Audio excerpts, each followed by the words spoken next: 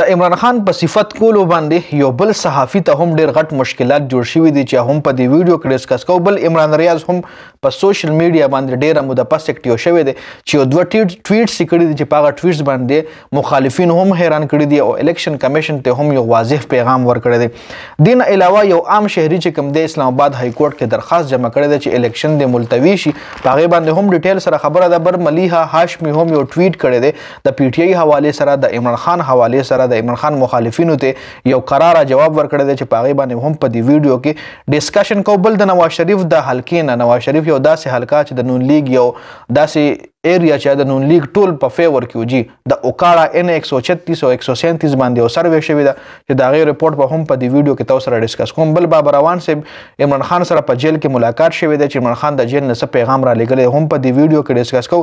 بل انصار عباسي بیان ورکړی دی چې جنرال باجوه ګواهۍ ته ریډي دی، کم د څه ګواهۍ ته د عمران خان خلاف ګواهۍ ته یا د عمران خان په فیور کې ګواهۍ ته، نو په دې باندې هم ډیټیل سره خبره کوو. نو ویډیو خپله هم مکمل وګورئ او مخکې ملګرو سره ضرور شریک. ټول نه پهله په جنرال باجوه باندې خبره کوو. تاسو له دې معلوم وي چې عمران خان تیر شوي کم ټرایل د سایفر کیس حوالې سره، نو هغې کې عمران خان ویلو چې زه به د سایفر کیس کې باجوه هم راولم، کټهرې کې به ودروم او ورسره د امریکې د سفارتخانې یو اهلکار به هم راولم. چې د هغې حوالې سره انصار عباسي ویلي دي چې جنرال باجوه ګواهۍ ته ریډي دی او باجوه ویلي دي چې زه به عمران خان ته یو سرپرایز ورکوم. جی څه سرپرایز به ورکوي؟ آیا د عمران خان په فیور کې به ګواهۍ ورکوي یا د عمران خان خلاف به ګواهۍ ورکوي؟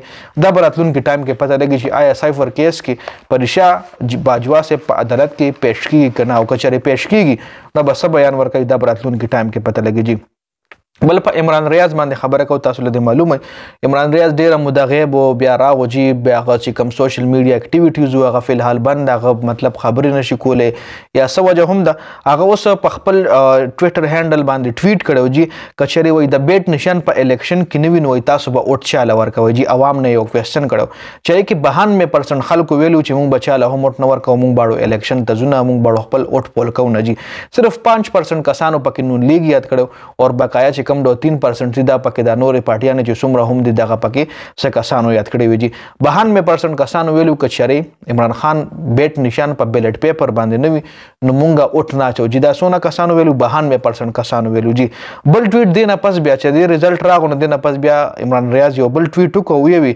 الیکشن کمیشن ته چې الیکشن کمیشن وګورئ که چېرې بیټ نشان په الیکشن کې نه وي نو د الیکشن به دا حل وي. جي لکه ډېر کوششونه روان دي چې د بیټ نشان په الیکشن کې نه وي، عمران خان سیاست نه ماینس کی، د عمران خان سیاست ختم شي، نو ډیر کوششونه دا روان دي. جی نو عمران ریاض یو دوه نن عمران خان مخالفینو ته هم یو موتور جواب ورکړی دی او ورسره الیکشن کمیشن ته هم یو واضح پیغام رسولی دی. جی خابل یو عام شهري اسلام آباد های کورټ کې دا درخواست دایر کړی دی جی چې الیکشن دی لیټ شي، الیکشن دی نه کېږي، حالات خراب دي. دا صرف عام شهري نه، دا د پارټیانو والا هم تقریبا 17 پورې درخواستونه های کورټ له موصول شوي دي د الیکشن ډیلی کولو دپاره. جی بل ملیحه هاشمي ټویټ کړی دی چې اوس خو صرف د عمران خان کارکنان راوتلي دي، د پی ټی آی کارکنان راوتلي دي، ورکرز کنونشن شروع کړي دي او د عمران خان چې کوم مخالفین دي هغوی د الیکشن درولو دپاره عدالت سره خپلې رابطې شروع کړي دي، عدالت ته تللی دي. او چې کله د عمران خان حکومت نو همدغه د عمران خان مخالفین به چې په سړکونو باندې به درنې ورکولې او بار بار به همدا یو غوښتنه کوله چې الیکشن دی وشي، الیکشن دی وشي. اوس چونکې میډیا هم د ستاسو کنټرول کې ده، وایي د عمران خان مخالفینو ته ویلي چې اوس میډیا هم د ستاسو کنټرول کې ده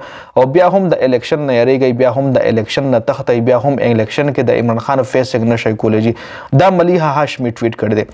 دې نه پس د نواز شریف یو علاقه ده اوکاړه ان 136 او ان 137 په دې باندې یو سروې شوې ده چې په دغه سروې کې دا کوېسچن شوی چې تاسو چا سره یو، کې 40% خلکو ویلي دي چې مونږ عمران خان سره یو، 35% خلکو ویلي چې مونږ نون لیگ سره یو.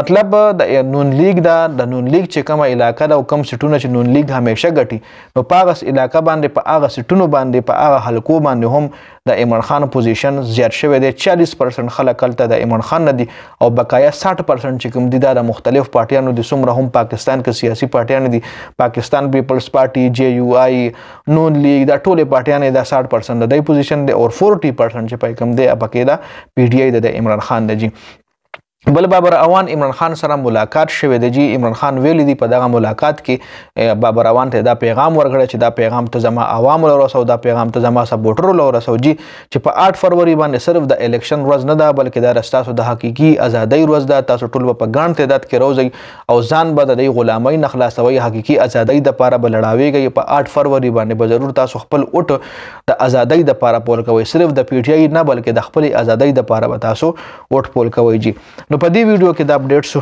د ویډیو کتلو زیاته مننه جی والسلام